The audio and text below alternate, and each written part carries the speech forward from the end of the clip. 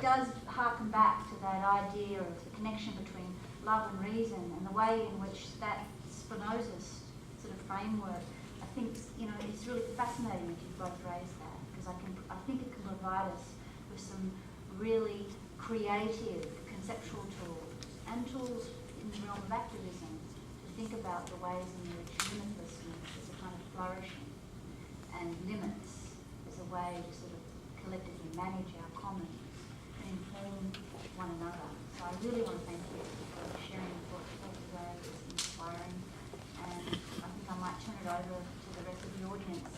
What Jana and I thought we would do is just have 2 lines at either side with 5 people at either end. We've already only got time for that. Is that still okay? Well, or do you want down here? We don't want more than 5 people on either side at a time. We don't want to worry about blocking the egresses. Sean Keating will be on one side with the microphone. I'll be on this side, and we'll alternate sides. And as people sit down, additional people can come forward. Great, and try to keep your questions, short and succinct and to the point, so that everyone can get a go. Thanks a lot.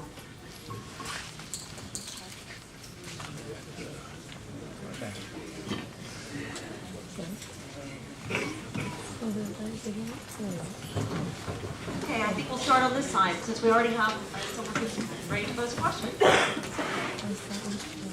I was struck by definitions, and I thought about public and how, in our culture anyway, now public seems to be existing separate from me and from us. And so that's another word that presents a challenge. You talked about the challenge of property, and I'm wondering about your use of the word trust, because perhaps the word trust is a way to move us beyond the ownership concept of property.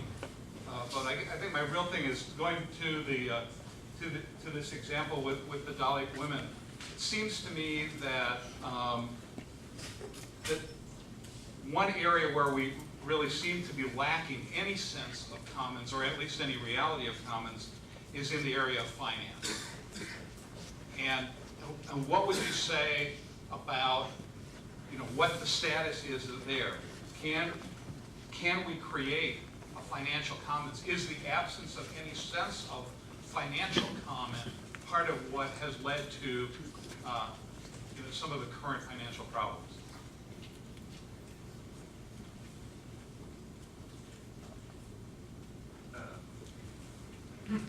I'll start. I mean, that's hard. I mean, the first part though, it just about the concept of the public. Public is used in a variety of ways, and often the term public is used to name what I mean as common, and so there's some confusion there. So and it's just a terminological confusion, and I don't know whether this is another decision one makes when doing these things. Bertoni and I have just decided to use public to name that which is controlled by the state, and not as that which, when one says to publicize one's ideas or to make something public, could and has many times had the notion of common. The thing about finance is much more complicated, and I think I would at least agree with and almost bail out on what you're last asking, which is how can we make what is currently finance? What would be a strategy for its common advantage? I mean, that does seem an important and difficult question. The one thing I would say that maybe would be a route towards getting there is that it seems to me that finance already, the instruments of finance already represent, even if in a distorted way and a highly abstracted way, the common. I mean, that's in a way that finance couldn't function without the common. What is finance? It's a representation of a future based on certain powers. I mean, the incredible abstraction of it is partly its way of trying to grasp what is common. That's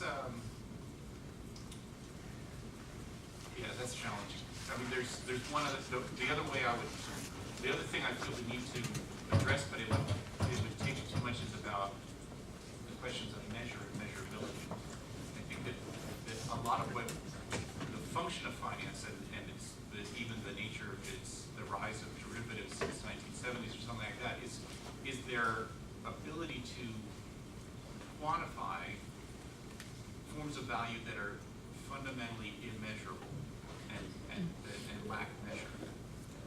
And it's the relationship between the common and this lack of measure it also would interest me. So that because one would have to go through this another route in a way to address that. It's a complicated question. I mean, I think, yeah, just to echo Michael on, firstly on public. Yeah, I mean, a public library is often assumed to be a sort of common. It sort of isn't. I mean, because if you don't, if you take a library book and you don't give it back, you'll get fined. Whereas, or you'll be punished in some way. Whereas, if you imagine, there's that's a bad example. It's actually in other kinds of commons that there can be sanctions too. But what's missing is it's the state that is that enforces laws when it comes to the public. And in particular, the state enforces laws when it comes to money. I mean, if you look at, take out your favorite dollar bill and look at the word there that says trust. There is a certain kind of, I mean, the faith that one has, the signature that one believes, is that of the Secretary of the Treasury. And I think that there are other ways of having trust in finance that don't shore up the state. I mean, I don't think that this financial crisis is a result of a failure of the financial commons. I think that if one thinks of finance as the operation of capital, then in fact, this crisis is an inevitable result of the crises to which capitalism is heir to. I think that there are ways of managing finance if one thinks of trust and promises to the future that are that owe much more to the commons. But in some ways that means developing your own script. So, for example, I mean, there are local currencies that are managed, and that interestingly are now moving into things like insurance, health insurance using local currencies, for example. That seems to be a nice, interesting way, a good way of thinking about managing finances in common, but without the hand of the state. Because in order for us to be able to conceptualize finance in common, one needs to take the state out of it. And I think that therefore the kinds of finance that one can imagine being managed in common aren't necessarily dollars, because in my wallet I have a $10 billion note from Zimbabwe. And which is a useful demonstration of what happens when you put a little too much faith in the state, and the state is therefore able to be able to use that trust and spend print money. I mean, to manage resources, to manage finance in common, is not to give that seigniorage right to the state, but in fact to keep it within the community. But I think that there are ways of doing that, and I think these local currency schemes and ways in which insurance can be managed locally, for example, is a way of thinking about the future and the present and managing it together. I have a question that's getting more complicated as I think about it, but I'll try to keep it concise because I know that's what our host here have been asking. I was curious about where you two of you ended up somewhat in concert in referring to Spinoza and bringing out love and nature as two sort of figures that are helpful for refusing one of the questions that you were presented with at the start, which is this atmosphere of austerity that we operate in today, or the perception, and the continually broadcast perception of an atmosphere of austerity that we ought to be responding to. I'm particularly curious about that figure, not because I buy into it, and I like the refusal, the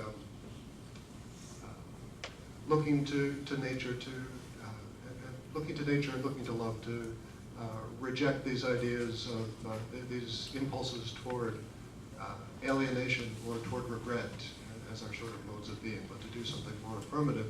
But it's increasingly difficult to find an intellectual space, to make an intellectual space today that can be expansive for us to flourish in.